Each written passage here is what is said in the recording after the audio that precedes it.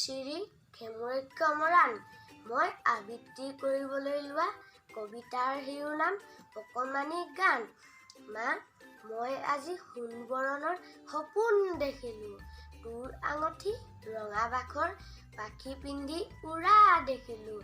মা, অ' মা, তোৰ যে মা ৰঙা বগা হালধীয়া কেচ ৰচীয়া ৰিহা এখন আছিল। তাৰ নিচিনা চৰাই এটাই মোৰ কাষলৈ আহিল।